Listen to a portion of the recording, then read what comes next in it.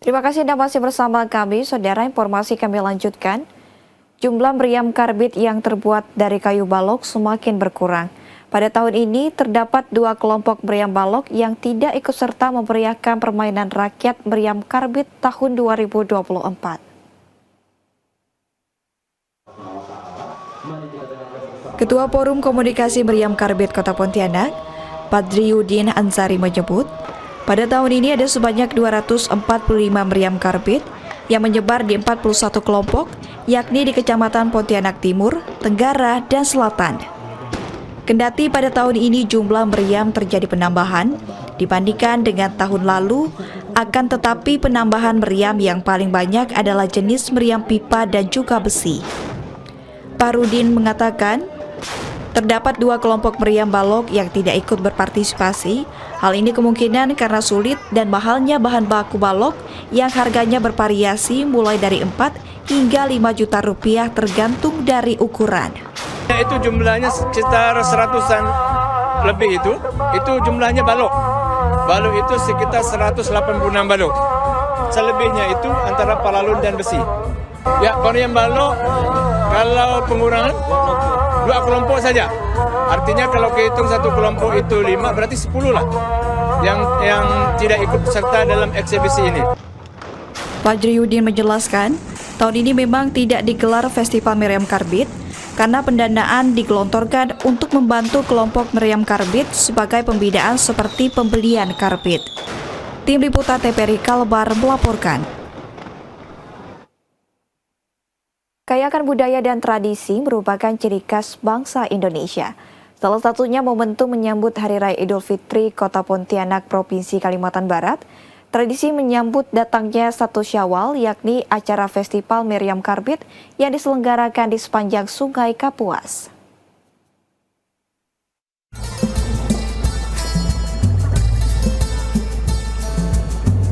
Dikutip dari berbagai sumber, pada awalnya meriam karbit hanya terbuat dari sebatang bambu, namun seiring perkembangan zaman berubah menggunakan pohon pinang, pohon kelapa, serta menggunakan gelondongan kayu yang sudah tidak terpakai.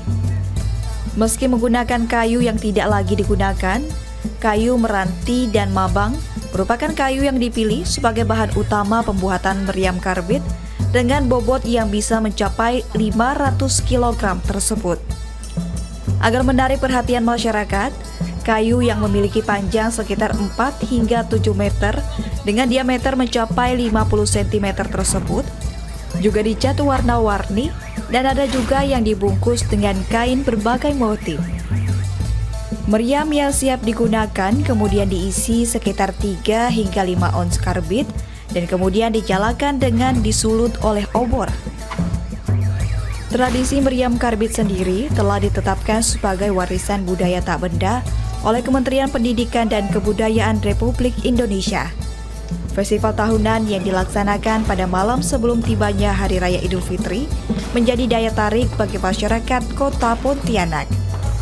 Tak ayal warga pun berbondong-bondong untuk memadati pesisir Sungai Kapuas untuk dapat menyaksikan dan merasakan secara langsung bagaimana sensasi mendengarkan bahkan menyulut meriam raksasa dengan tangan mereka sendiri. Tidak sedikitnya biaya pembuatan serta bahan baku meriam karbit membuat setiap kampung di sepanjang Sungai Kapuas melakukan pengumpulan dana secara swadaya. Pada awalnya, penyulutan meriam dilakukan pada 1 minggu menjelang Lebaran, namun dengan adanya peraturan daerah, meriam baru dapat dibunyikan pada 3 hari sebelum dan 3 hari sesudah Idul Fitri.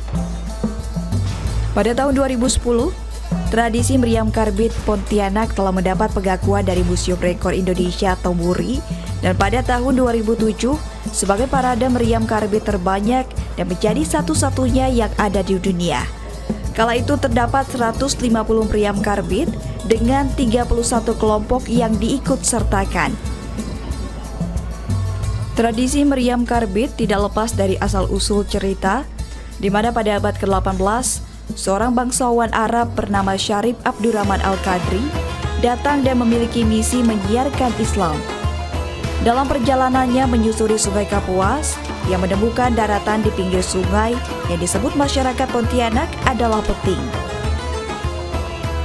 Syarif Abdurrahman kemudian menembakkan meriam ke arah peting untuk mengetahui apa ada penghuni di sana dan ternyata tidak ada seorang pun yang menjawab. Sampai pada akhirnya Syarif mendirikan sebuah masjid yang dinamakan Masjid Jami. Selanjutnya Syarif membangun Kesultanan Kadriah yang menjadi cikal bakal kota Pontianak dan merupakan sultan pertama di kota Pontianak. Namun ada versi lain yang menjadi legenda. Konon Kesultanan Kadriah di Pontianak yang berdiri pada tahun 1771 hingga 1808 membunyikan meriam untuk mengusir hantu, khususnya kuntilanak yang ada di kota Pontianak. Karenanya tradisi meriam karbit melegenda hingga saat ini.